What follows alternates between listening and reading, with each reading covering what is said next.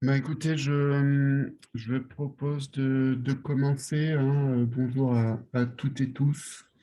Merci d'avoir répondu présent à cette première session en ligne de notre programme de formation sur la réponse à appel d'offres. Je me présente très rapidement. Je suis Grégory Giraud.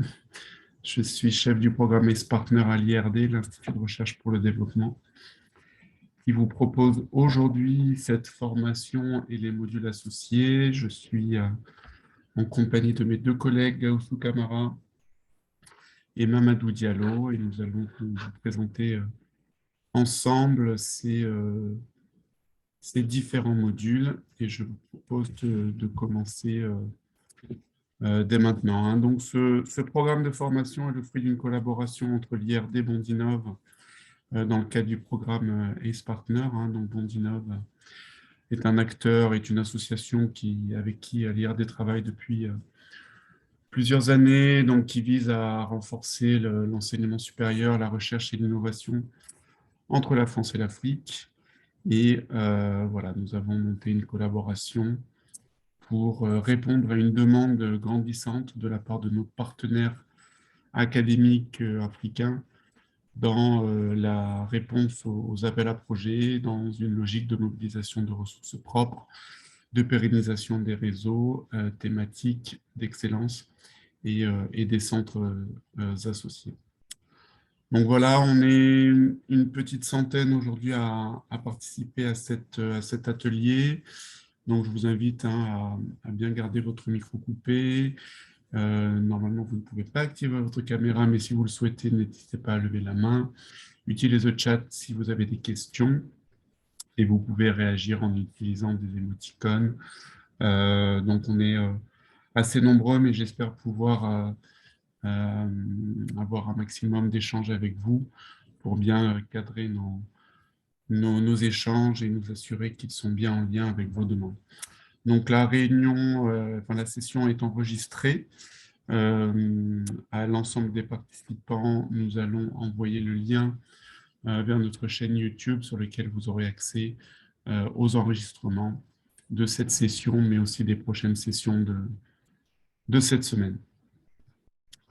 Voilà, donc nous vous proposons pendant cette session 8 modules, hein.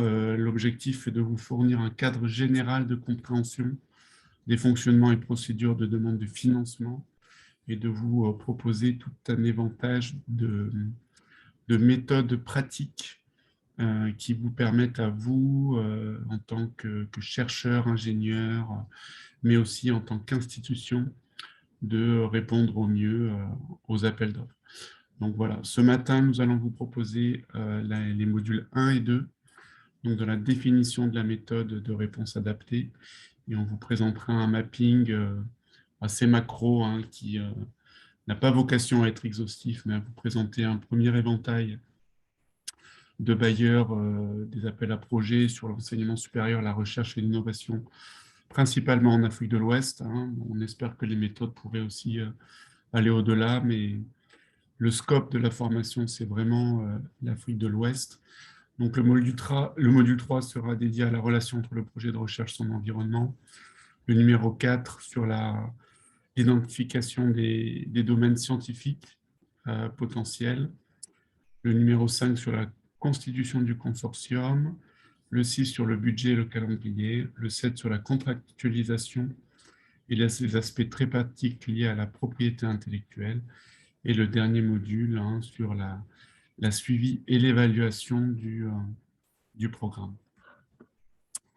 Voilà, donc notre plan pour ces deux premiers modules sera le suivant, hein, la mise en place stratégique du programme, les différents types de dépenses, financement éligible, donc l'étude, hein, de ces différents aspects-là, la typologie des bailleurs, donc les types de bailleurs, la nécessité de bien décoder les demandes et les enjeux derrière les différents appels, les contraintes techniques, procédures d'achat et droits applicables, toute une série d'outils autour de la méthodologie de réponse, hein, checklist, formulaire de réponse, moyens humains externes à mettre en œuvre, contraintes techniques, procédures d'achat, le contexte, l'écosystème dans lequel va évoluer la réponse et le programme, le budget, les agendas, un point important sur les impacts sociaux, économiques, environnementaux du programme, voilà, les dossiers administratifs et techniques et les mesures de suivi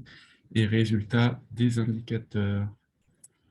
Voilà, et on fera une conclusion rapide et on vous balayera les différentes réponses à appel d'offres. Je jette un coup d'œil sur les discussions. Alors, il y a une partie...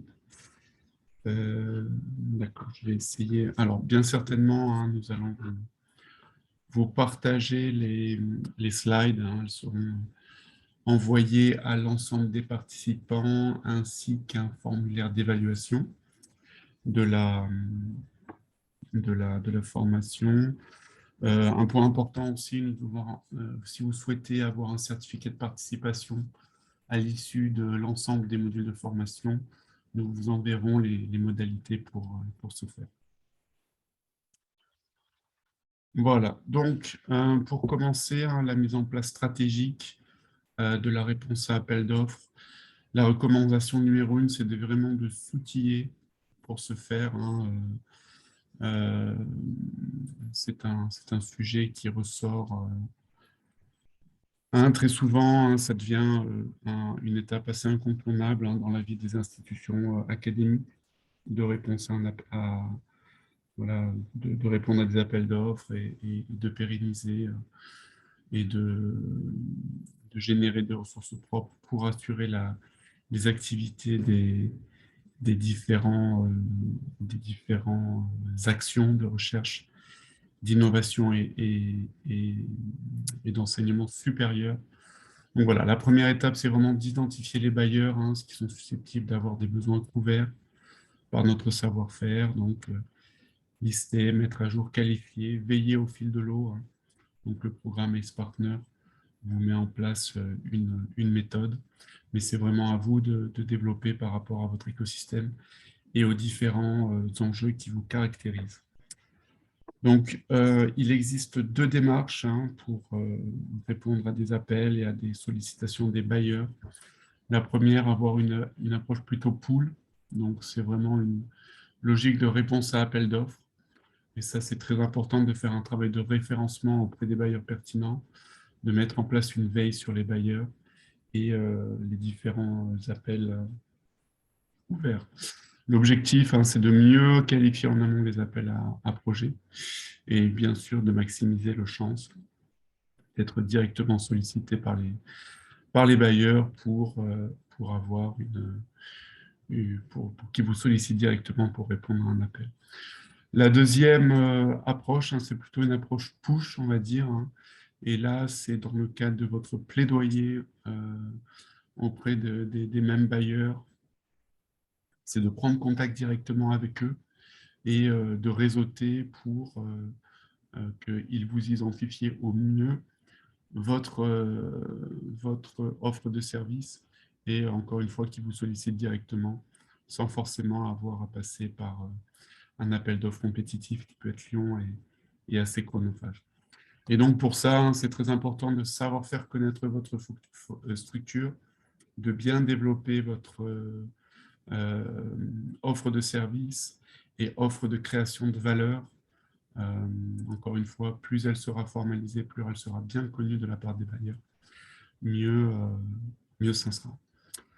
Enfin aussi, c'est très important de bien connaître les demandes de vos bailleurs et de savoir les anticiper à nouveau pour vous faire connaître et pour vous positionner au mieux dans la durée.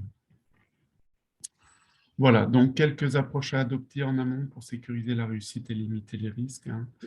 On vous encourage vraiment à vous appuyer sur les sachants lorsque possible et surtout dans les montages de projets complexes, hein.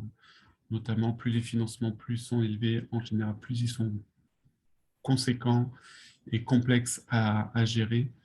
Donc faites appel au support interne et aux partenaires proches. Hein. Donc là, le programme S-Partner pour vous appuyer ça. Les équipes Europe, les cabinets de consultants spécialisés aussi au sein de vos structures universitaires il peut exister des structures dédiées. Donc, on vous encourage largement à faire appel à ces structures, à ces supports. Vous pouvez voilà, faire appel à des consultants, à des spécialistes. Cela a un coût, mais par exemple, pour les appels d'offres européens, hein, aujourd'hui, c'est assez monnaie courante de faire appel à des experts dans ce domaine. C'est vraiment un domaine vraiment spécialisé. Donc, pour certains bailleurs, la lourdeur des montages et délais de réponse, les contraintes légales, le nombre de cases à cocher est un sujet à risque, hein. Ça va parfois vous demander un gros effort. Et si vous n'êtes pas en mesure de les anticiper, très souvent, si vous n'arrivez pas à être retenu, ça sera l'objet de certaines frustrations et ça aura représenté un certain temps mobilisé, entre guillemets, pour rien. On y reviendra, c'est pas forcément pour rien, mais raison pour laquelle il est très important de bien cibler votre appel. Donc, c'est du vécu, hein, parfois, on peut passer plus d'un an sur la réponse à un appel d'offres, hein. Et très souvent, on n'a pas de trésorerie qui vous permet d'assurer ce délai, donc ça peut être un risque. Lorsque vous êtes en un consortium, hein, vous avez parfois des partenaires qui ne jouent pas le jeu, et vous avez 80% d'un dossier qui est constitué, et vous êtes obligé de vous arrêter un mois avant la date de fin par manque de temps sur la dernière ligne droite, hein. On parlera du consortium et des contraintes légales et administratives qui sont parfois sous-évaluées. Il arrive aussi, hein, qu'il y ait plusieurs audits sur un même projet, hein, au niveau en amont, mais aussi en aval. Contrôle du projet, contrôle du contrôle, contrôle des services faits, voilà, plusieurs milliers d'euros à rembourser si des work packages ne sont pas livrés. Donc là aussi, c'est très important d'évaluer ces risques-là avant de se lancer. Voilà, donc les différents types de dépenses et financements éligibles, hein, on va vous encourager vraiment à trier, donc à étudier les conditions d'éligibilité. Donc on va passer ici quelques notions de vocabulaire, hein. On peut avoir plusieurs types d'appels, hein, très ouverts. On peut avoir des appels restreints ou bien de gré à gré. Donc ça, très souvent, il est précédé d'un pré-appel d'offres, d'avis, parmi lesquels on va identifier un avis de pré-information avec un avis d'appel à projet à venir. Une expression of interest, hein, c'est une annonce d'un appel d'offres qui va venir et qui incite des structures à se prépositionner auprès d'un bailleur, hein. On va voilà, être dans une logique de manifestation d'intérêt qui va plutôt cibler la capacité des partenaires à porter un projet à terme et de bien définir les capacités de ces partenaires à répondre. Une autre notion, ça va être une invitation to bid. Donc là, c'est un appel d'offres formel, hein, pour l'achat de biens et de services simples, dont les spécifications peuvent être définies précisément ou non au moment de la publication de l'appel d'offres, hein. Donc en général, le prix est le critère principal de sélection du fournisseur. Et enfin, request for proposal, hein, qui vient souvent après expression of interest, hein. C'est là où on est dans une logique de demande de proposition formelle pour des biens ou services complexes dont les caractéristiques ne peuvent être définies de manière précise et concise à l'avance. Donc le prix est un critère, mais ce n'est pas le seul, hein. Donc là, on est aussi dans beaucoup de qualitatif. Donc dans l'étude des conditions d'éligibilité, hein, c'est vraiment des premières choses à décrypter au niveau de la zone géographique concernée, de la langue, le contexte, les délais de rédaction de l'offre, la liste et la typologie des pièces à fournir, s'assurer d'un premier niveau d'éligibilité et des livrables attendus. Donc au niveau de la structure, mais au niveau de vous-même, hein, si vous êtes une personne qui est habilitée à candidater, au niveau de la capacité technique, voilà, expertise technique en interne, est-ce que vous devez mobiliser en externe des ressources, hein? Au niveau des capacités humaines, est-ce que vous êtes taillé pour répondre en interne? Est-ce que vous devez, encore une fois, vous monter en consortium? avec des partenaires externes. Aussi, très, très important, les capacités financières. Est-ce que vous êtes en mesure de gérer un budget et la charge de travail associée? Et ça, donc, à chaque étape de ces critères d'éligibilité, vous devrez fournir des pièces justificatives qui vous, voilà, qui vous valideront ça auprès de votre bailleur. On en reparlera. Alors, je vois que quelques personnes ont levé la main. Si vous voulez bien, on gardera la session de questions-réponses à la fin du premier module, où on prendra l'ensemble des questions. Donc, pour continuer sur l'éligibilité, hein, donc, bien avoir en tête quel est le profil du répondant souhaité. Est-ce que c'est une entreprise? Est-ce que c'est une association? Est-ce que c'est un organisme de recherche? Une institution publique, privée? Est-ce que ça peut être des consultants? Donc ça, question très importante, hein. Donc là, derrière ça, on va se poser la question du statut, de la gouvernance des institutions, de la taille, de la maturité. Est-ce que vous avez déjà répondu, par exemple, à un appel similaire? Est-ce que vous êtes en mesure de répondre dans une logique commerciale avec voilà, une logique lucrative, hein? Ce n'est pas interdit, mais c'est bien à définir. Et bien sûr, au niveau de la géographie. Donc, on en reviendra dans le module de formation, mais on a récemment proposé un appui autour de l'appel RISE, African Research Initiative for Scientific Expertise, Excellence, sorry, qui est un appel qui vient de clôturer, qui est un appel européen géré par l'Académie africaine des sciences. Et là, voilà, par exemple, cet appel ciblait les chercheurs africains en début de carrière, et c'était obligatoirement porté par des établissements africains d'enseignement supérieur. Et on a un autre exemple, hein, le Fonds fiduciaire pour l'égalité des genres, financé par la Banque africaine de développement. La l'éligibilité était plutôt ouverte à toute structure de soutien à l'entrepreneuriat, donc ONG, OSC, association de fonds. Voilà, au niveau de l'éligibilité technique, hein, voilà, objet de l'appel par rapport à vos activités, donc techniques et humaines, hein, ça, il faut vraiment voir si on est dans une logique de recherche, de coopération, de renforcement des capacités, de structuration de filières. Voilà, encore une fois, quelques exemples, hein, Banque africaine de développement. Vous avez des appels qui vont vous inviter à renforcer des filières.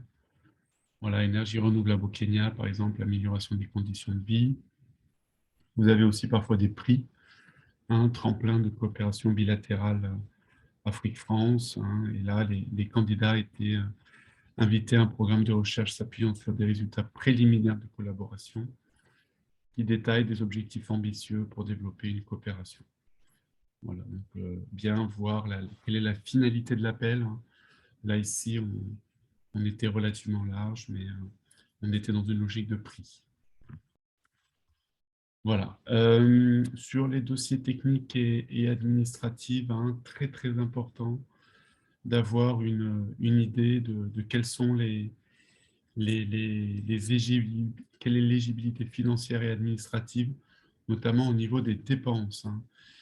Vous allez systématiquement, il ne faut pas se cacher, vous allez avoir une lourde série de reporting à faire, donc c'est très important d'avoir une idée quels seront les bilans financiers à produire, sur quelle périodicité, quels sont vos engagements au niveau individuel et institutionnel, quelles sont les références à donner, quels sont les types de dépenses éligibles, hein, au niveau du fonctionnement, mais au niveau de l'investissement, des RH, et bien sûr des frais de gestion.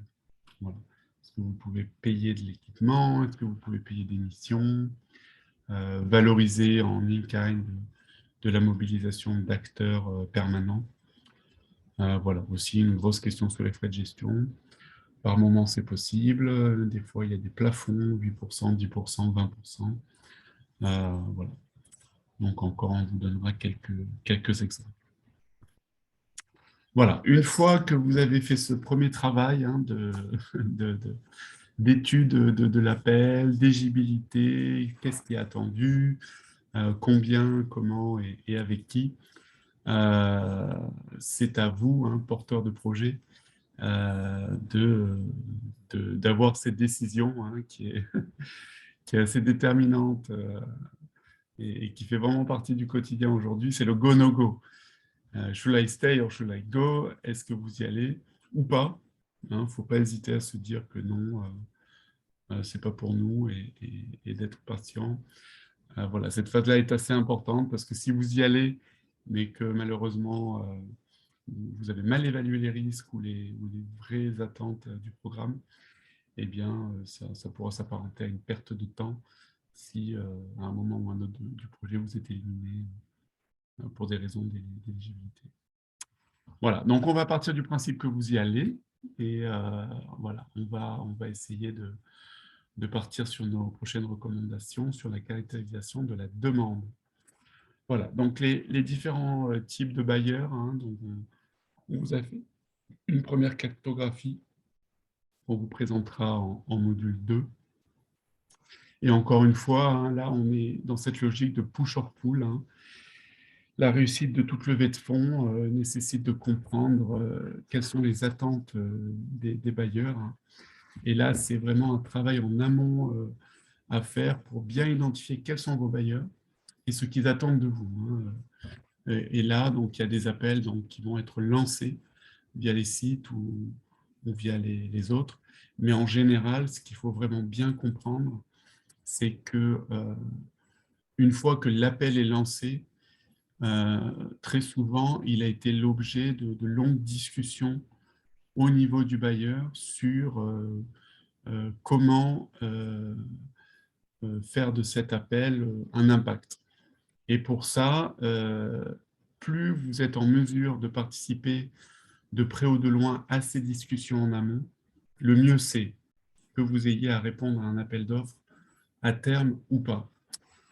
Pourquoi? Parce que ça montre que vous êtes un acteur qui a envie de comprendre ces enjeux derrière la réponse à l'appel d'offres, que vous vous positionnez, vous et votre offre de service auprès du bailleur, mais que vous leur montriez aussi que vous êtes capable de répondre à leurs demandes. Donc, vous avez tout type d'appels. Hein. Vous avez des appels de recherche. Pour cela, vous aurez des guichets plutôt recherche. Donc, on a parlé de RISE. On a des appels européens qui sont dédiés vers la recherche. Vous avez très souvent des appels de l'Institut Pasteur, de la Croix-Rouge, qui vont lancer, par exemple, des appels de bourse pour des soutiens de recherche. Donc, très important, encore une fois, de bien identifier les besoins. Vous avez aussi des appels où on sera plutôt dans une logique d'expertise, hein, économie internationale, ONG, voilà, protection de l'enfance, gestion durable de l'eau, que sais-je d'autre, santé, où vous avez de la recherche, mais où vous avez aussi ce que, par expertise, je qualifierais plutôt des appels où on n'ira pas forcément créer de la nouvelle connaissance, mais on ira mobiliser des connaissances existantes et des choses qui ont déjà été faites pour les appliquer à un domaine, à une géographie à un moment donné. Donc, encore une fois, hein, très important de bien caractériser les bailleurs au niveau local et international. Est-ce que ce sont des bailleurs privés? Est-ce que ce sont des bailleurs publics? Est-ce que ce sont des fondations? Est-ce que ce sont des organes multilatéraux? Est-ce que ce sont des agences locales? Donc ça encore, c'est vraiment des questions qu'il faut se poser au moment où vous vous positionnez. Voilà. Et encore une fois, est-ce que c'est de la recherche? Est-ce que c'est plutôt de l'expertise? À nous de nous poser ces bonnes questions. Hop. Donc, dans la nécessité de décoder les demandes, hein, donc, on vous encourage vraiment à développer une méthode pour pouvoir se mettre à la place des bailleurs, décoder leur logique, leurs priorités et leurs contraintes. On va parler de la méthode de Personae. Hein. Cette méthode est assez utilisée dans les approches agiles et c'est une méthodologie de caractérisation. Donc, elle consiste à donner vie à un partenaire clé. Hein. C'est on va essayer de se mettre à la place de la personne et bien identifier les outils qu'il va juger lorsqu'il va recevoir votre projet. Il va être dans une logique d'achat de votre produit. Il aura besoin de souscrire à votre initiative. Donc, on va vous donner un exemple assez concret. On va vous donner l'exemple d'une personne qui travaille à la Banque africaine du développement, qui est positionnée à Abidjan, qui a un diplôme d'études en Master 2, qui a travaillé dans une ONG à impact au Sénégal, au Mali, dans le domaine du renforcement des capacités aux acteurs filières santé humaine, puis à l'Agence française de développement pendant 5 ans, pendant laquelle elle a œuvré sur des projets d'éducation aux jeunes et dans le digital. Donc, on va se dire qu'elle est à la Banque africaine de développement depuis 8 mois et que son but est d'aider au développement de l'Afrique. Donc, son moteur personnel, c'est de se sentir utile auprès des acteurs de terrain pour le développement et dans une logique de construction durable. Et voilà, on va se dire qu'elle a récemment suivi une formation sur les cadres logiques. Très important. Voilà, on va nommer cette personne Angèle. Et on va partir du principe qu'elle se laisserait convaincre par des dossiers dans lesquels le ou les porteurs ont des références sur son sujet, avec cette notion forte de valeur impact durable et des modèles économiques à identifier. Donc là, voilà, on est dans cette logique personnelle et on va se dire en fait que ces contraintes et ces enjeux, c'est que si elle a une enveloppe de financement de 2 millions d'euros à dépenser dans le domaine du digital en Afrique de l'Ouest, elle va avoir des enjeux d'impact. Voilà, elle a plus de 10 000 étudiants à former avec ces mesures d'impact et le suivi très rigoureux des procédures techniques.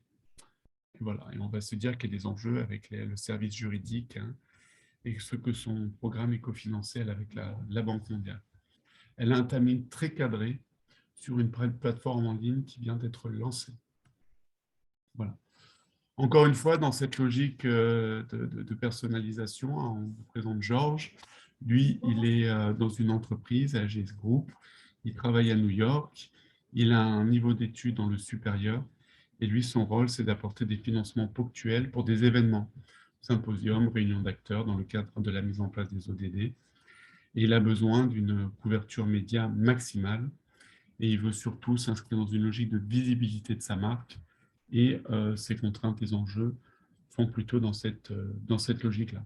Il a un profil plutôt social business, modèle de développement durable, et ses équipes n'aiment pas trop parler de RSE, de centre de coût, mais Georges doit encore convaincre en interne, et il dispose de peu de points d'appui et de moyens financiers. Il a un gros enjeu de visibilité, la RSE, responsabilité sociale des entreprises, doit montrer qu'elle participe à une image de marque positive du groupe. Et lui-même a des convictions profondes, mais il a un besoin d'entraîner ses collègues pour un changement réel au sein des entreprises. Voilà. Un dernier profil qu'on vous présente, et encore une fois, ça sera à vous de bien connaître le profil de vos bailleurs. C'est Jean, on va dire, qui travaille à Bruxelles pour l'Union européenne. Il a un niveau d'études supérieur.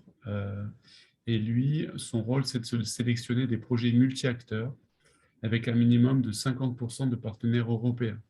C'est très souvent le cas dans le cadre de réponses à des appels d'offres européens, qui sont des réponses, qui sont des appels très bien financés, avec plusieurs millions d'euros, mais qui ont besoin d'un consortium très varié, avec des procédures administratives très rigoureuses, avec un reporting clair, suivi technique financier, administratif qui intègre toutes les contraintes légales et mesurables. Voilà. Donc lui, on va dire qu'il a travaillé dans de nombreuses institutions publiques internationales et que il gère des gros projets avec plus de 70 personnes et que lui, son objectif, c'est de continuer à avoir un track record exemplaire sur des ODD. Et il doit connaître parfaitement tous les textes réglementaires européens. Donc ses équipes sont jeunes. Voilà, c'est des jeunes cadres dynamiques, on va dire. Et ce sont des gros projets qu'il gère. Voilà, 5 millions par projet sur 2 à 6 ans. Donc là, on est dans une logique très régionale et sur des modifications de politique publique en général. Voilà, donc mettez-vous à la place de vos bailleurs, hein, c'est le message qu'on souhaite vous faire passer ce matin. Voilà, l'approvisionnement et les applications des procédures de droit international prennent de plus en plus d'ampleur, hein. Donc, ça se traduit très souvent par des dossiers complexes à monter pour vous et votre consortium, hein. Donc, chaque organisme risque d'avoir sa propre procédure d'achat et d'engagement sociétaux. Donc, plus vous arrivez à connaître ces critères-là, plus vous avez pu rencontrer ces personnes-là fictives qu'on vous a présentées en amont de votre process de réponse à appel d'offres, mieux c'est. Voilà. Et là, n'hésitez pas encore à être dans une logique interpersonnelle avec eux. Ce sont des êtres humains, comme vous et moi. Donc, plus vous les connaissez, plus vous avez des relations de proximité, mieux c'est. Et encore une fois, de mon expérience personnelle, il ne faut vraiment pas hésiter à démystifier ces acteurs-là parce qu'ils sont très demandeurs de collaboration avec des acteurs de terrain et eux-mêmes aussi ont à gagner à mieux vous connaître. Voilà. Donc, la prochaine étape de nos éléments méthodologiques de réponse, hein, c'est la partie organisation. Donc, une fois que vous avez fait le go-no-go, une fois que vous avez levé les incertitudes d'inéligibilité, la question se pose maintenant, c'est est-ce que vous êtes outillé, est-ce que vous êtes organisé pour vous lancer? Donc, pour ce faire, hein, on vous propose une checklist qui se divise en 10 étapes. Et au bout de cette checklist, vous saurez normalement fixer sur vos capacités à répondre ou non. Donc, la première étape, c'est vraiment lister la chose de ce qu'il faut produire, hein, critères de sélection, d'évaluation. La deuxième, c'est une question de la disponibilité de vos moyens humains en interne. Si vous ne les avez pas en interne, est-ce que vous pouvez aller les chercher en externe? Donc là, mobilisez vos réseaux, n'hésitez pas à le faire, hein. C'est un outil d'animation de vos réseaux, hein, la réponse à l'appel d'offres. Partagez et bien imaginez la note technique de l'appel, partagez-la et n'hésitez pas à mobiliser des acteurs en interne pour lever les différentes questions que vous avez listées. Mettez bien en avant les éléments de contexte que vous avez à votre disposition pour étayer votre réponse. Détailler les actions générales et spécifiques. Budget agenda, très important. Quelque chose qui remonte de plus en plus, hein. Donc ça, la gouvernance, c'est quelque chose, hein, qui existait déjà beaucoup dans les réponses à d'appel d'offres. C'est très, très important de pouvoir montrer quelle est votre gouvernance, mais il y a quelque chose qui ressort de plus en plus en ce moment, ce sont les notions d'impact et de durabilité. Ça, on en parlera, donc on est beaucoup dans l'impact social, l'impact environnemental que votre projet va avoir. Et à la fin du financement, quelles seraient les choses qui pourraient rester dans cette logique de durabilité. Et là, la question de durabilité a une notion plutôt double. On y reviendra encore. La première, c'est ce que je vous disais, hein, c'est qu'après le financement, qu'est-ce qui va se passer dans le projet? Donc, est-ce que je suis capable d'aller créer un effet boule de neige pour que l'action soit pérennisée à la fin du projet? Mais il existe aussi une nouvelle dénomination de cette notion de la durabilité qui est plutôt dans une logique de développement durable, qui est comment est-ce que mon programme va m'aider à atteindre les objectifs de développement durable. Et ça, vraiment, c'est une grille que je vous invite à adopter parce qu'elle est très souvent adoptée aussi par les bailleurs. Et enfin, voilà, comment est-ce que vous allez mettre en place des procédures pour mesurer et suivre vos résultats. Voilà, donc dans le formulaire de réponse et les critères de sélection et évaluation, hein, c'est très très important de lister ce qui va être demandé, hein, et les modalités de critères d'évaluation. Ça, des fois, hein, c'est même quelque chose que si ce n'est pas listé dans l'appel, vous pouvez même les demander à vos bailleurs. Et très souvent, c'est tout bête et méchant. Les bailleurs vont en général mobiliser des jurys qui vont avoir une grille d'évaluation avec une note sur plusieurs critères qui vont être pondérés de manière relativement différente, mais qui va être plutôt bête et méchante et qui, à la fin, vous donnera une note sur 10, 50, 100 et que le meilleur gagne. Voilà. Donc, ces critères, hein, vous avez par exemple la viabilité du programme, votre capacité à apporter ce projet par rapport aux précédentes actions que vous avez menées, les effets de levier, les capacités et la portée et impact attendu. Voilà. Donc ça, c'est un cadre global, hein. Encore une fois, il sera différent pour chaque appel, mais votre critère à vous, c'est celui-là, hein. Il ne faut pas aller s'inventer son propre critère d'évaluation, de sélection. Prenez celui du bailleur et mettez-vous dans les cases. C'est parfois un peu frustrant parce que des fois, il y aura des choses que vous avez envie de mettre en avant, mais qui ne sont pas forcément valorisées par le bailleur. Mais ne vous cassez pas la tête, adoptez le formulaire du bailleur. Voilà, sur les moyens humains hein, et en interne, hein, qu'est-ce qu'ils vont regarder? En gros, c'est votre savoir-faire que vous avez en interne et votre capacité à aller aussi le chercher ailleurs pour dérouler votre offre. Votre capacité, hein, c'est quoi? C'est est-ce que vous avez des gens qui sont du bon niveau, avec la bonne formation, avec la bonne expérience sur les différentes actions que vous allez mener? Est-ce que sur la partie RH, vous avez bien calibré les montants alloués? Est-ce que vous allez recruter des candidatures en externe? Est-ce que vous allez valoriser du temps en interne? Voilà, ça c'est quelque chose qui est assez soutenu et très très scruté par rapport à l'enveloppe budgétaire que vous allez le mettre. Bien définir aussi cette notion de junior-senior. Faut que ça soit relativement équilibré. Ne mettez pas que des juniors, par exemple, ça sera mal vu. Ne mettez pas non plus que des seniors, parce que ça aussi, on veut que cet équilibre généralement soit respecté.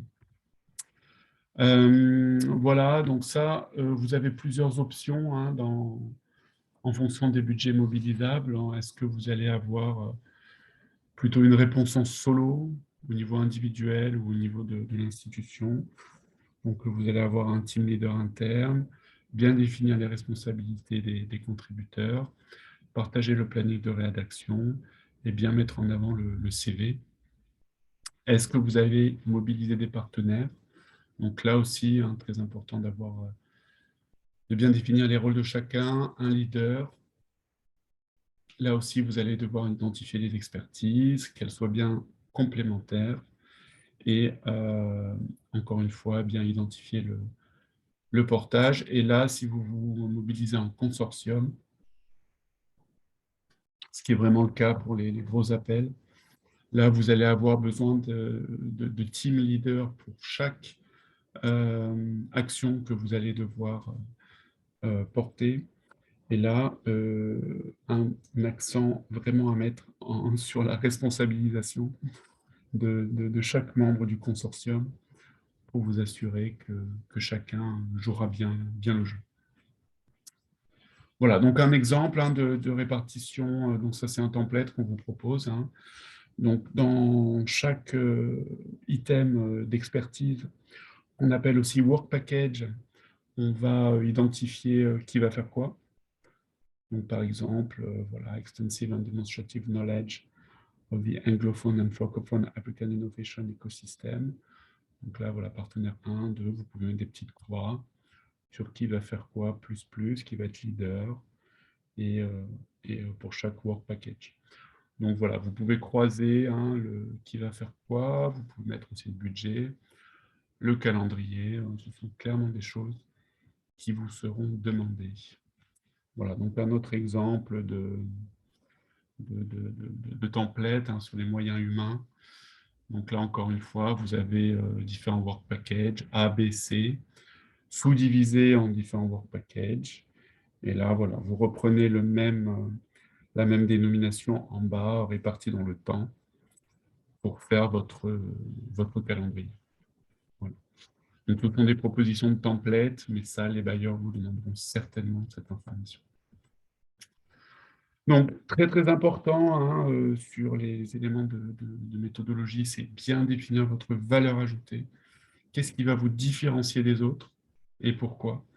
Donc, bien comprendre les objectifs globaux de l'approche et les résultats attendus, les critères d'évaluation, lister les points forts hein, et imaginer votre trame de réponse globale. Et ça, voilà, encore une fois, on vous propose ce template-là pour définir votre valeur ajoutée et vos éléments de différenciation. Donc, n'hésitez pas à montrer les programmes que vous avez portés par le passé, qui était votre client, vos dates, la description, pour montrer hein, que vous avez vraiment déjà fait ce genre de choses. Et donc là, on vous a donné un exemple de collaboration avec Bontinov.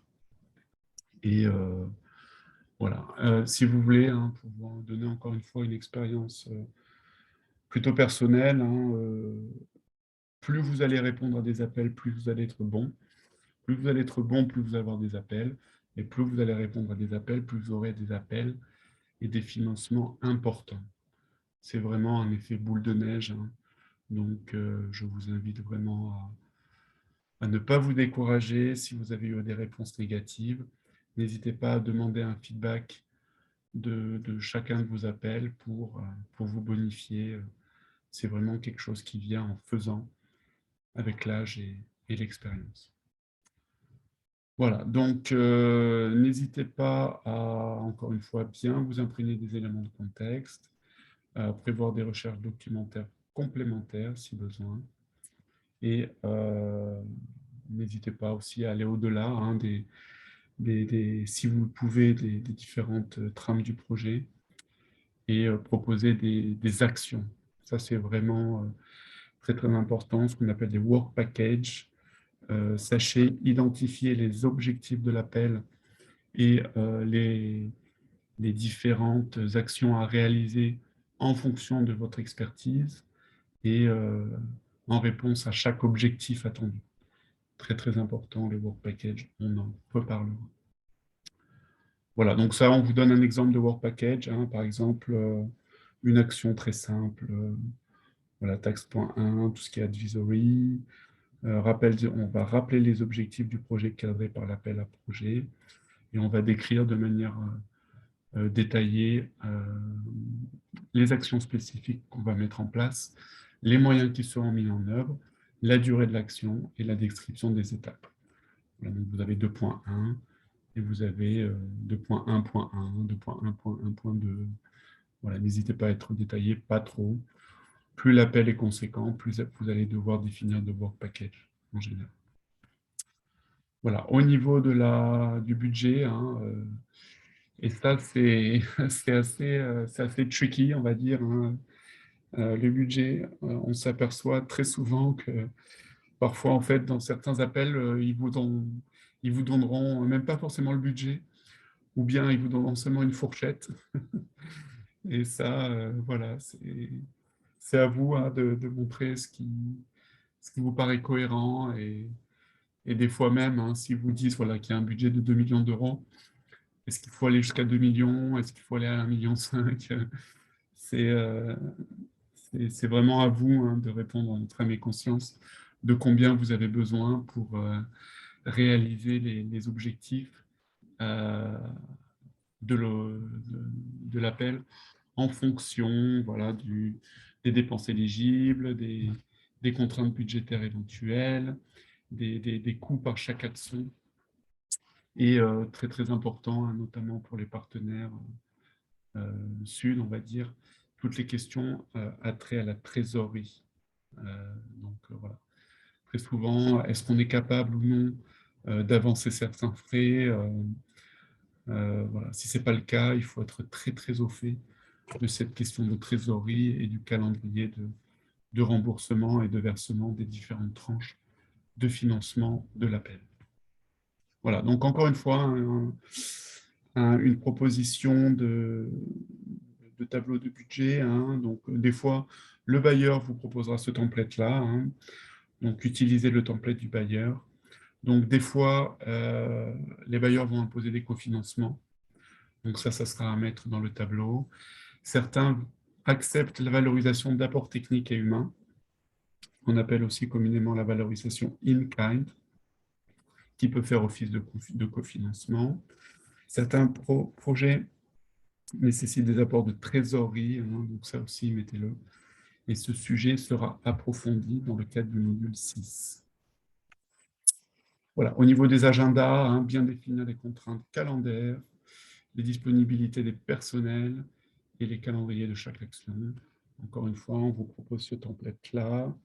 Donc, encore une fois, work package, action par mois, par année, et voilà, avec un code couleur. Plus les calendriers sont clairs, plus ils seront un outil pour la compréhension de l'offre. Et aussi par la suite, hein, si l'appel est retenu, c'est un bel outil de pilotage pour s'assurer que les délais sont respectés. Voilà. Donc, encore une fois, très important, et quelque chose qui revient de plus en plus, les impacts sociaux, économiques, environnementaux. Donc là, encore une fois, je vous invite à prendre la grille des ODD. Il y a aussi l'agenda du développement africain 2063. N'hésitez pas à vous calquer sur ces agendas politiques. Donc, bien relire les appels, évaluer les impacts directs, indirects. Très souvent, enfin maintenant, de plus en plus, on va vous demander quel sera l'impact carbone de votre programme. Est-ce que vous allez déployer beaucoup de missions en avion, par exemple? Voilà. Question de durabilité du projet. Voilà. Question de financement, mais aussi au niveau de l'impact sociétal que va avoir votre programme. Voilà, donc encore une fois, une proposition de cadre logique, hein, donc par rapport à l'objectif global et par rapport à certains sous-objectifs, quel sera l'impact de votre projet, par rapport à quels sont les résultats escomptés, les indicateurs vérifiables, les hypothèses de réussite, ou non. Voilà. Soyez honnête, hein, n'hésitez pas.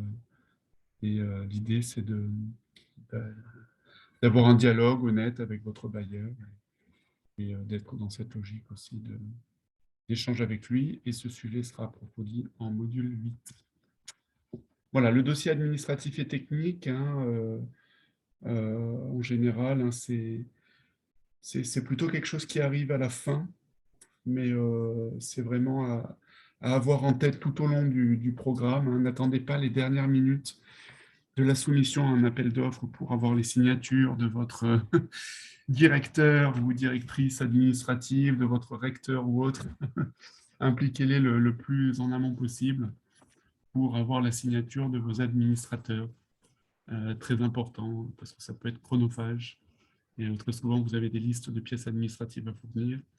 Et est-ce que vous allez avoir à déléguer du personnel administratif, sachant qu'à terme, hein, ce seront des alliés dans la conduite du projet s'il est retenu.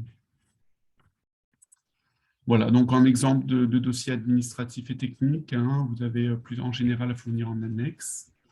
Donc le formulaire de demande de subvention, le budget, le cadre logique, la fiche d'identification financière. Et ça, suivant la nature du programme, elle est plus ou moins longue. Donc voilà, des fois vous êtes obligé de fournir ce qu'on appelle un engagement administratif, hein, de la part de votre structure porteuse qui valide l'ensemble des demandes et d'éligibilité administrative et financière, un formulaire de description des capacités financières et organisationnelles. Donc des fois ça existe, des fois ça n'existe pas. Et très souvent, si ça n'existe pas, vous serez obligé quand même de fournir quelque chose. Donc ça, n'hésitez pas, encore une fois, à mobiliser vos services administratifs pour le faire. Et eux-mêmes, hein, c'est un exercice qui peut leur servir pour la suite. Voilà. Annexe F, hein, vous pouvez avoir des modèles de contrats qui peuvent être demandés Voilà, règles de passation de marché, voilà, report narratif, transfert de propriété d'actifs, engagement d'intégrité. C'est quelque chose aussi qui peut être demandé. Voilà, et sur la 10e partie, hein, sur les mesures et suivi des résultats et indicateurs. Donc, si mon projet est retenu, ce qu'on souhaite, il faudra bien le suivre et mesurer les éléments budgétaires, calendaires, la réalisation des actions et des indicateurs de résultats. Donc, encore une fois, plus ils sont clairs en amont, plus ils seront faciles à suivre et ils se serviront aussi d'outils de pilotage, hein, tout au long du programme et anticiper au maximum des audits financiers, en général annuels, à mobiliser par des structures extérieures ou des études d'évaluation. Voilà. Soit par des organismes extérieurs, soit par votre bailleur. Voilà, donc quelques exemples, hein, de mesures de suivi et résultats. Donc, l'archivage des données, ça peut être un exemple, hein. Combien de temps vous allez garder vos justificatifs, vos pièces administratives. Voilà, justificatif de réalisation. Là, on est plutôt dans tout ce qui est rayonnement du programme, hein, photo, feuille de temps, feuille de présence, mais aussi tout ce qui peut être communication. N'hésitez pas, hein, à la mettre. Suivi des dépenses budgétées, engagées, payées, réalisées. Voilà. Ça, encore une fois, on en parlera dans le cadre du module 8.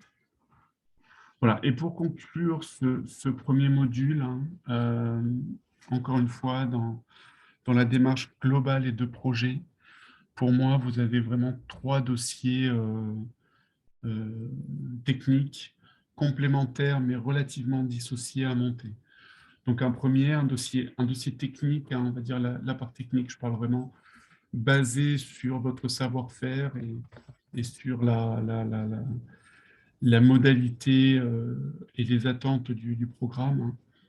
Donc là, l'objectif, c'est vraiment de présenter la démarche que vous mettez en œuvre pour réaliser les travaux, avec une compréhension des enjeux et des besoins, une méthodologie d'intervention, les travaux à mener, les livrables attendus. Quelle est votre équipe, votre calendrier, votre charge de travail en jour 1, JH. Un deuxième dossier sur l'autre plutôt financière, avec le budget, work package, proportionné, compétitif, faisable, avec voilà, la trésorerie, les coûts, les ventilations, le budget. Attention, voilà, est-ce que vous êtes dans une logique de monnaie locale? Est-ce qu'il y a des taxes? Est-ce qu'il y a des coûts cachés, des coûts directs, des coûts indirects? Et ça, n'attendez pas la fin de la rédaction de l'offre technique pour le faire. C'est un exercice qui doit être fait le plus en amont possible. Et enfin, un dossier administratif qui doit correspondre aux exigences administratives, très variable selon les appels d'offres malheureusement, mais il y a certains contenus qui peuvent être recyclés. Et là, encore une fois, hein, ça peut prendre du temps. Et n'hésitez pas à mettre en place une checklist pour les documents à produire. Voilà, pour récapituler, hein, on vous propose ce template, hein, pour la répartition de l'offre. Une fois que vous êtes dans une logique d'y aller, hein, après vérification de l'éligibilité et des délais. Donc voilà, première étape démarrage, hein, donc on est vraiment dans une logique de structurer. Qui s'en charge, c'est vraiment le team leader. Deuxième phase de cadrage, on est vraiment dans l'appréhension du contexte de l'appel d'offres, pour cadrer les études de cas, anticiper les éléments, cadrer les convictions. N'hésitez pas à organiser une réunion avec l'ensemble des parties prenantes à cette phase-là, de 1 ou 2 jours, qui réunissent toutes les parties prenantes, équipe de réponse, experts, sachants. Donc là, ça peut être fait en présentiel idéalement, mais ça peut être aussi fait par visio. Passer ensuite dans une phase de rédaction et suivi. Donc là, le team leader est vraiment dans la logique du pilotage de la réponse à l'appel. On structure la réponse, on définit, on affecte les tâches, on rédige, on imagine le budget global et le calendrier, on suit, on affine et on ajuste.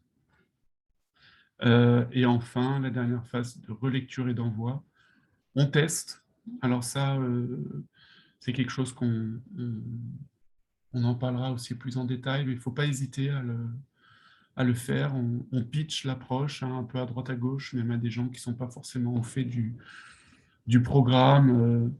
Ne soyez pas dans une logique individualiste, même au niveau de l'équipe projet, à part si vous savez vraiment que vous avez des équipes concurrentes. Mais bon, en général, je vous invite quand même à pitcher votre projet pour avoir des avis un peu extérieurs et vous aider à le bonifier. Vous avez potentiellement possibilité d'avoir des nouvelles idées qui vous permettraient d'affiner, auxquelles vous n'auriez pas potentiellement pensé. Et là, voilà, vous pourriez la pitcher notamment à des acteurs extérieurs, hein, socio-économiques. Voilà. Donc, tester, voilà, réaliser, vérifier les budgets, réunir toutes les pièces, envoyer et bien sûr conserver la preuve de dépôt au cas où. Et un conseil, je vous encourage à éviter d'envoyer tout le dernier jour parce que vous pouvez avoir des mauvaises surprises, il vous manque quelque chose, vous n'avez pas créé le compte de machin, vous avez oublié quelque chose, machin. Donc voilà, évitez d'envoyer ça à la dernière journée. On vous propose d'être dans une logique de J-3.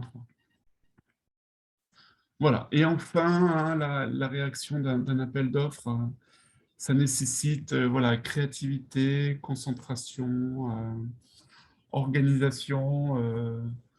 Voilà, c'est vraiment quelque chose de créatif. Hein. N'hésitez pas à, à itérer, à passer par des phases d'idéation. Donnez-vous le droit d'avoir tort, hein, pour vous donner le droit d'avoir raison et d'agir par séquence. Et voilà, on est dans une logique de sculpteur. Hein, on aime bien cette métaphore-là parce que voilà, donnez-vous vraiment la liberté de créer ensemble. Même si ça commence par une manière informe. C'est souvent le cas. Voilà. Et un dernier conseil, archiver.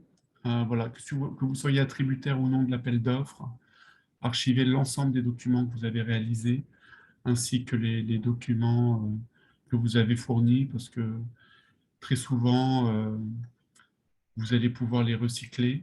Et plus vous avez une bibliothèque de documents, donc mémoire technique, candidature, présentation, pièces administratives fournies, plus vous serez facilité dans vos prochaines réponses. Et voilà, plus vous serez dans cette logique d'expertise, de réponse à appel d'offres, qui vous servira toute votre vie voilà, de chercheur ou d'ingénieur projet. Voilà. Donc voilà, créer des sous-dossiers, partager, et n'hésitez pas à le faire auprès de vos réseaux. Voilà, donc on arrive à la fin de ce premier module. Donc je vous mets ici les contacts. Donc je suis Grégory Giraud, le chef du programme X-Partner, avec mes collègues Gaussou et Mamadou. Et nous remercions Ninon et Guillaume, hein, qui nous ont aidés à rédiger cette formation.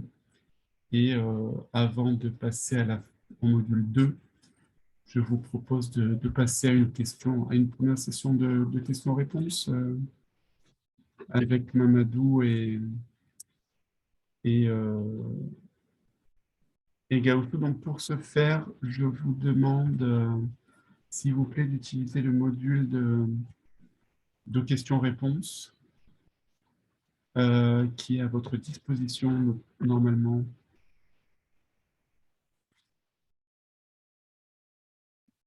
Voilà. Alors, hop.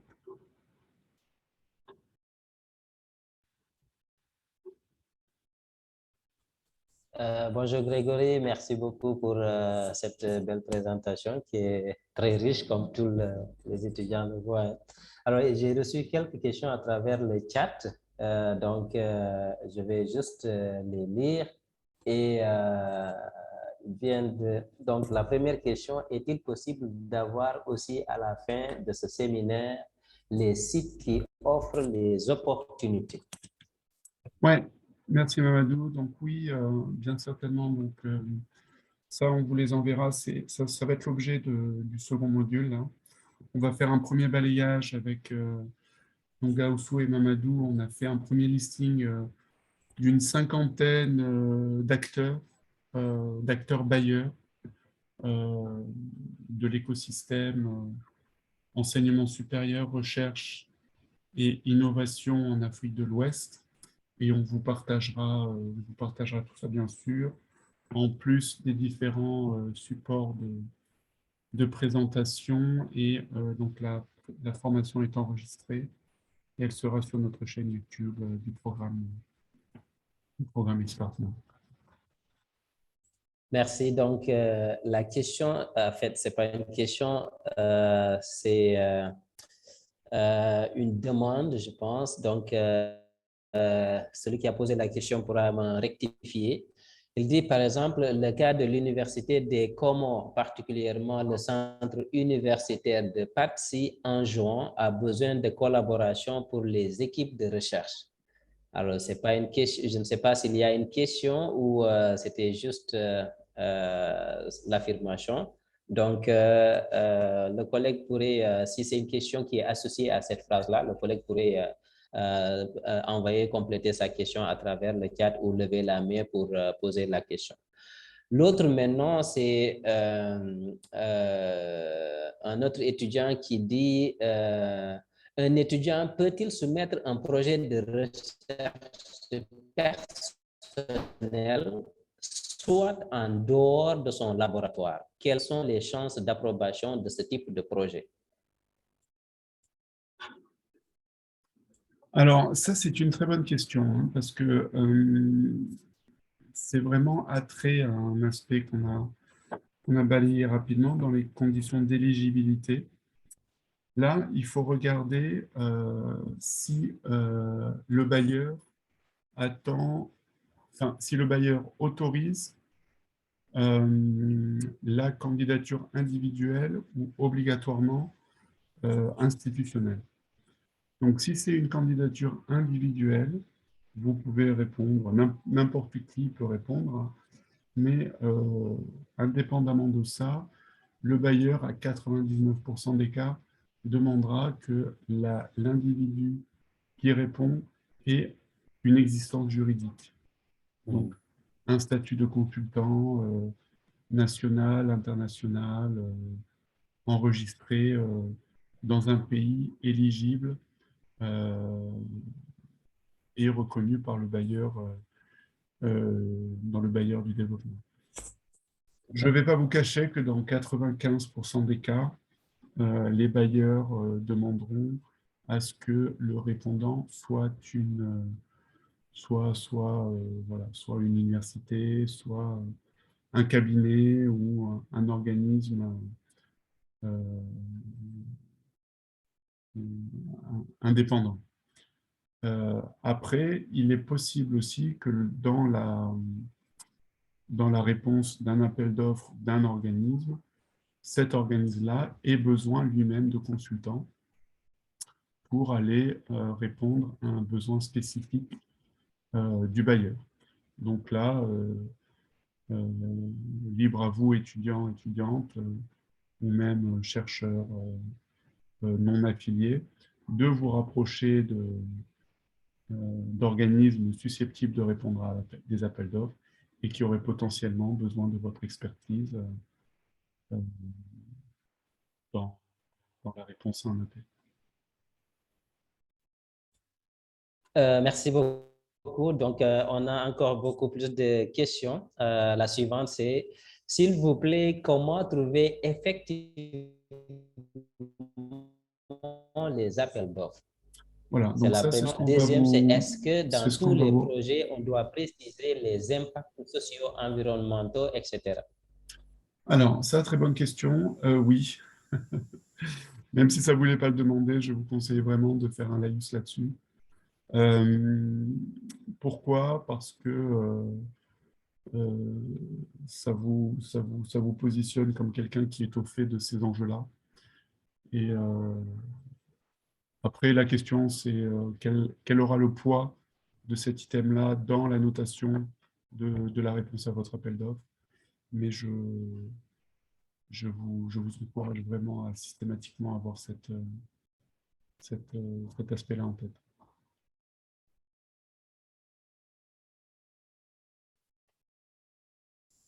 Donc, toujours d'autres questions, je pense, on en a encore.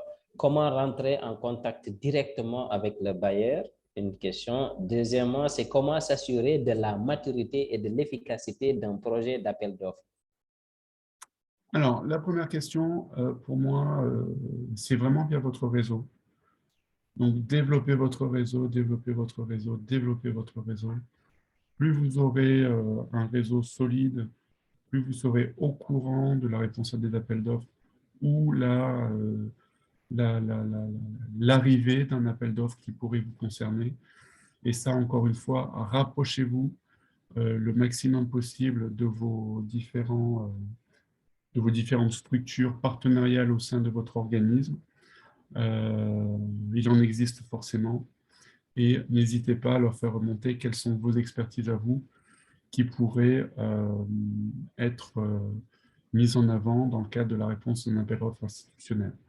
Donc ça, bon, faites-le de manière intelligente, hein. Passez par vos directeurs de recherche, passez par vos directeurs de laboratoire si vous en avez, mais encouragez-les vraiment à aller à la rencontre de vos bailleurs locaux pour avoir une idée claire de ce qu'ils attendent dans les appels d'offres.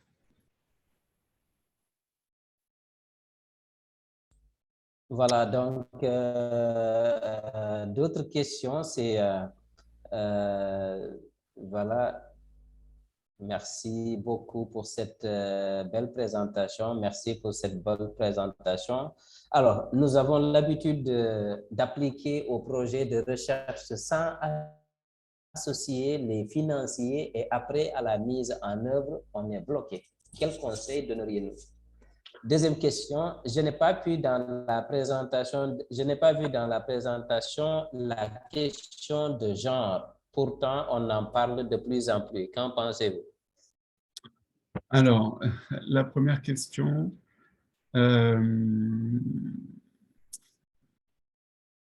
c'est vraiment, voilà. Alors, déjà, la première chose que je vous invite vraiment à faire, c'est de demander un feedback de vos bailleurs. Donc, demander un retour auprès... donc, vous n'en aurez pas tout le temps, mais faites vraiment cet exercice de pourquoi votre proposition n'a pas été retenue. Si vous en avez, ça serait quelque chose d'assez précieux parce que ça vous donnera une idée de savoir pourquoi est-ce que votre proposition de recherche n'était pas en adéquation avec les attentes du bailleur. Est-ce que c'était par rapport au contenu? Est-ce que c'était plutôt par rapport à votre capacité à répondre aux attentes du programme? Est-ce que c'était par rapport à votre incapacité supposée à ne pas pouvoir porter le projet au niveau géographique, au niveau du budget, au niveau du calendrier? Demandez vraiment un feedback. C'est très frustrant en fait de ne pas savoir pourquoi et de continuer à répondre à des appels d'offres et de ne pas être retenu. C'est qu'il y a quelque chose qui ne doit pas fonctionner. Et donc ça, encore une fois, n'hésitez pas, si vous arrivez à les rencontrer, à rencontrer les personnes chargées de l'implémentation et de l'arbitrage des différents projets de recherche pour les bonifier au fil de l'eau. Alors, la deuxième question, c'est très bien. Merci, j'en parlerai. La question de genre est extrêmement importante et c'est quelque chose qui est de plus en plus scruté au niveau des critères d'éligibilité.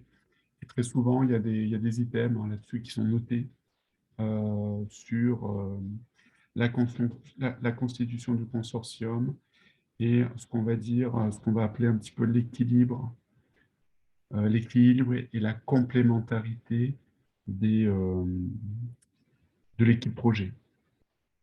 Donc, plus elle sera paritaire, plus elle sera multi-acteur aussi, mieux ce sera.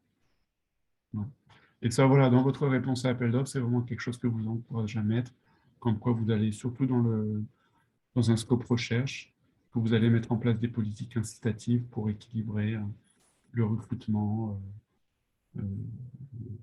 d'ingénieurs projets, de chercheurs entre hommes et femmes.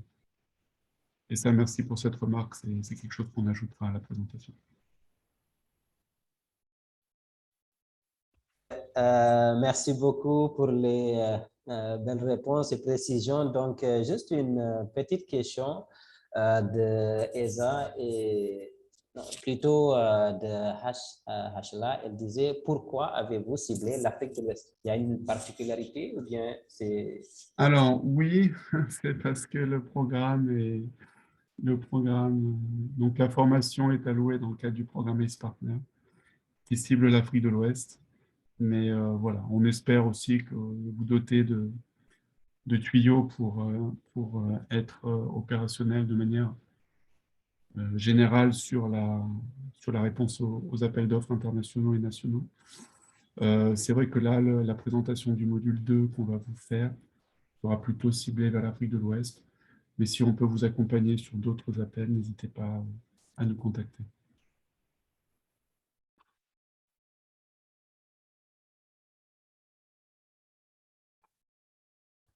Voilà, donc c'est ce que j'avais tout à l'heure comme réponse. Sinon, oui, ce sont les questions que j'ai ici dans les questions et réponses. Donc, si vous avez d'autres questions, n'hésitez pas à utiliser le chat. On pourrait éventuellement répondre à ces questions. J'aimerais savoir si après avoir soumis son projet à un bailleur et que le projet, un instant, alors, je vois plus la question. J'aimerais savoir, attendez un instant. Alors là, j'ai l'impression que Souleymane soulève la question de la propriété intellectuelle, c'est ça? Alors, il Vous disait, avez, j'aimerais ça. Oui, vous avez juste. peur de vous faire voler votre projet par quelqu'un? Exactement, donc c'est bon. Alors, bon, Souleymane, c'est une très bonne question. Non, je ne pense pas qu'il y ait moyen de savoir si vous êtes fait voler votre projet ou pas. Alors, moi, le conseil que je pourrais vous donner, c'est que, alors, de mon expérience personnelle, c'est très rare hein, que, voilà, il y ait un projet vraiment exact. Bon, après, si vous voulez, quand vous répondez en appel une réponse à appel d'offres sur le changement climatique, par exemple, bon, il y aura des choses naturellement qui vont se recouper un peu à droite à gauche. Hein. Mais vraiment, je- ce que je vous invite à faire, c'est vraiment être dans une logique plutôt assemblière et de partage d'idées plutôt que de partir du principe un peu individualiste de vous dire que vous allez vous faire voler votre projet. Euh, je dirais plutôt que ce que le bailleur va regarder, c'est si vous avez deux projets relativement identiques, ce qui va faire la différence, c'est vous, en fait. C'est l'institution porteuse, c'est votre capacité à démontrer que vous avez déjà porté des projets similaires, que vous êtes capable de respecter le budget, que le budget est cohérent et que vous allez respecter le calendrier. Euh, voilà, donc ça, au-delà du contenu hein, qui peut parfois se recouper, on n'est pas forcément sûr voilà, si vous avez été vampirisé ou pas. Concentrez-vous sur vous-même, ça marchera très bien.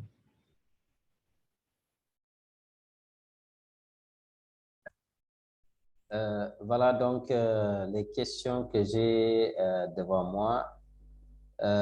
Sinon, je pense qu'il y a une dernière question qui vient d'arriver, c'est de la part de Nda Kwame.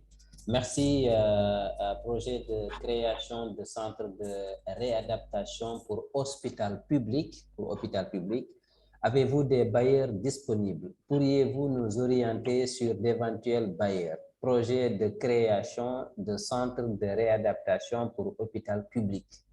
Alors, oui, centre de réadaptation cardiovasculaire.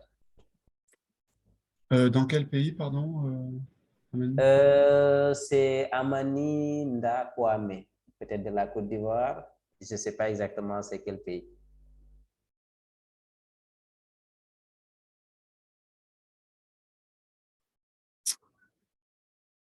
Alors, écoutez, ça, Mani, ben, c'est quelque chose qu'on peut regarder ensemble, hein. Là, en tête, je n'ai pas forcément les bailleurs. Peut-être toi, Mamadou, sur la partie santé, tu en aurais plus. Oui, c'est de la Côte d'Ivoire. Donc ça, voilà, c'est quelque chose qu'on peut regarder ensemble. Donc là, si on est dans une logique hospitalière, je pense qu'il faut regarder surtout les bailleurs publics et les agences régionales de développement. Donc ça, c'est par exemple un travail qu'on peut faire ensemble. Donc, merci beaucoup. Je n'ai pas d'autres questions. Je ne sais pas, est-ce qu'ils ont envoyé des questions à travers le chat, mais ce sont les seules questions que j'ai devant moi ici.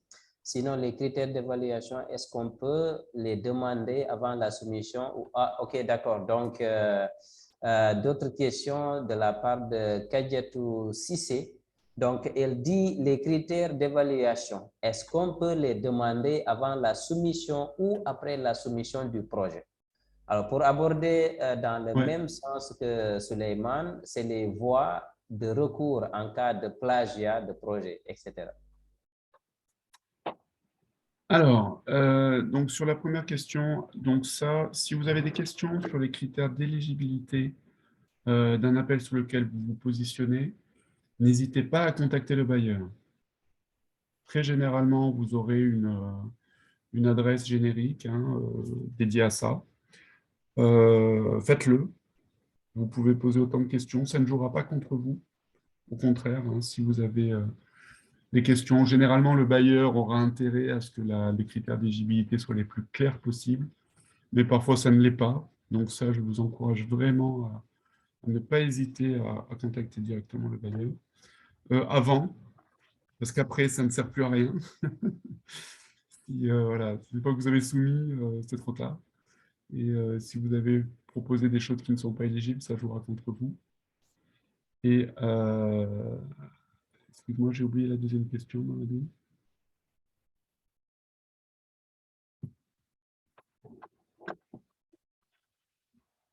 Ah oui, pardon, sur les recours, si vous avez Voilà, excuse-moi, j'ai le évité mon sentiment micro. d'avoir été plagié, pas à ma connaissance. Honnêtement, je ne pense pas.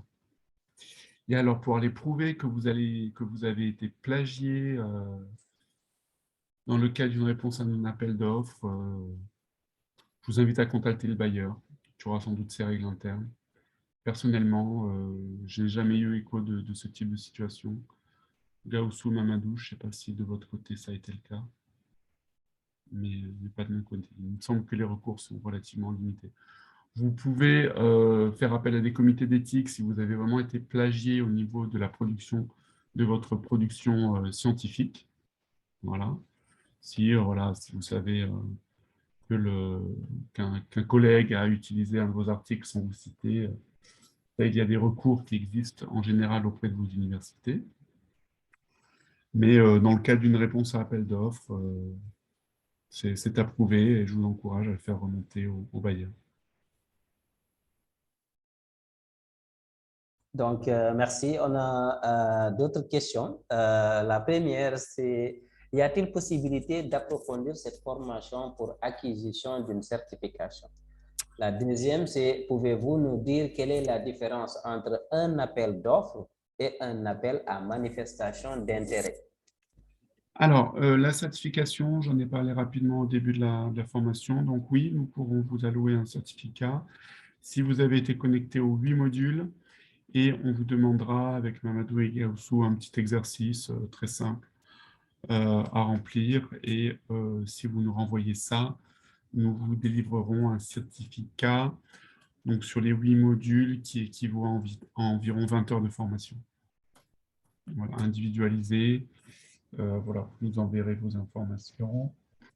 Voilà, et sur la deuxième question, euh, La, décidément. la différence entre un Ah oui, appel pardon. d'offres et Donc, un appel à la manifestation d'intérêt. différence entre une... Alors voilà, vraiment une question. Euh, L'appel à manifestation d'intérêt, c'est vraiment une phase préliminaire d'une réponse à appel d'offres. Une expression of interest, hein, appel à manifestation d'intérêt, c'est en général une première étape à un appel qui sortira plus tard, qui vise dans un premier temps à vérifier un certain nombre des conditions d'éligibilité qui voilà, ont sans doute souvent attrait à la capacité de l'institution à porter le projet, à la qualité du consortium et à présenter une première approche très générale du contenu de la réponse, du budget et du calendrier. Voilà. Donc vous aurez, si vous passez cette première phase, vous aurez une prochaine étape beaucoup plus complète à formaliser pour aller plus loin.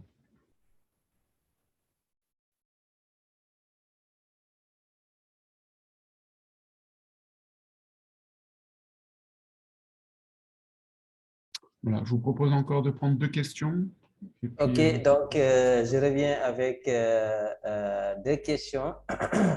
Donc, par exemple, la première, c'est proposez-nous quelques bailleurs pour financer un projet de création d'une agence de contrôle sanitaire des aliments, Food Safety. La deuxième question, c'est bonjour, Monsieur Grégory, est-ce que l'équipe projet, y compris le PI, c'est-à-dire le Principal Investigator, ont droit à une compensation à inclure dans le budget?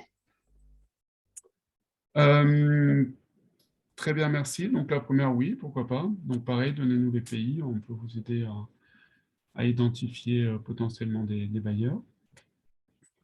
Et la deuxième question, c'est ça dépend des conditions d'éligibilité.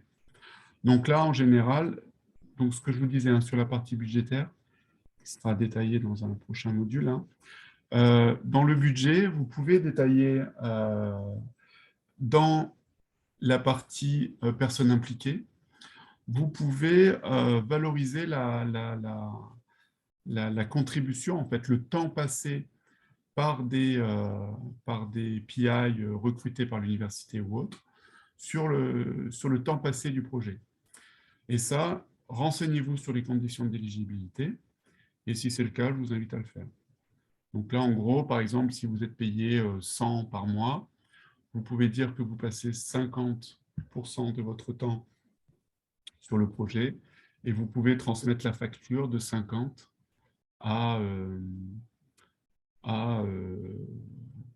au bailleur. Voilà. Et là, voilà, que vous soyez personnel permanent d'une université ou d'un organisme de recherche, ou que vous soyez des gens employés, vous pouvez valoriser du moment que c'est éligible. Regardez, parce que des fois, il y a des plafonds. Des fois, ils vous disent que vous pouvez valoriser en in-kind à hauteur de X% les PI et les autres. Et des fois, vous ne pouvez pas. Voilà. Je vous propose de prendre deux dernières questions et puis on va conclure. Oui, merci Grégory. Donc, je pense qu'on va donner la parole à Gaussou et moi, je voudrais revenir sur les attestations. Ensuite, on pourra prendre quelques minutes de pause. Oui, je voulais juste préciser quelque chose sur cette question par rapport à la rémunération des PI. Surtout, très faire attention parce que souvent, je pense qu'on verra ça dans la partie budget, dans la partie suivi, évaluation du projet ou audit. Les rémunérations qu'il faut accorder aux PI doivent aussi respecter les grilles salariales du pays concerné.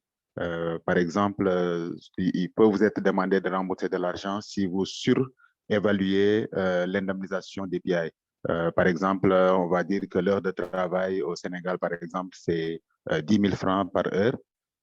Donc, si vous devez indemniser le PI, il faut évaluer son indemnité sur cette base-là. Ou si ça doit dépasser cette base, il faut avoir l'accord du bailleur au préalable. Sinon, les auditeurs en général, qui sont des structures indépendantes, peuvent vous demander, par exemple, vos bulletins de salaire pour calculer la correspondance entre l'indemnité des PI et les taux de rémunération dans le pays concerné.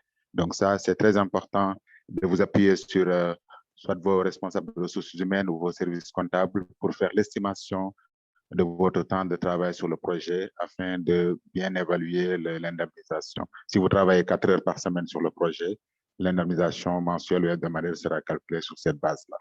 Donc, voilà un peu ce que je voulais rajouter. Sinon, si vous donnez un forfait, il faut le valider avec votre bailleur avant de payer les personnes concernées. Merci beaucoup, Gaussou, pour la précision. Je voulais juste revenir de ma part. Est-ce que vous m'entendez bien d'abord? Donc, si vous m'entendez parfaitement bien, je veux juste revenir sur les attestations. Il faudra suivre les 8 modules qui correspondent à 20 heures de formation. Ensuite, on va vous donner quand même quelques évaluations, questions test pour voir est-ce que vous avez quand même participé et bien compris comment dire, le contenu du projet et l'idée de la session de formation pour vous attribuer une attestation. Donc, donnez vos noms complets, vos emails et ensuite vos institutions auxquelles vous appartenez pour pouvoir permettre de remplir l'attestation de formation. Merci. Voilà. Écoutez, merci beaucoup Mamadou et Gaussou. Merci à toutes et tous pour vos questions très intéressantes. Donc, je vous propose de prendre 5 minutes de pause et on enchaînera sur la dernière demi-heure sur voilà, une présentation du mapping des bailleurs et voilà, mettre un petit peu en réalité ce qu'on vient de se dire. Donc, il est 10h30 GMT. Écoutez, on se donne rendez-vous à 10h40. Merci à toutes et tous. À tout à l'heure. Ça marche. Merci, à tout à l'heure. À tout à l'heure.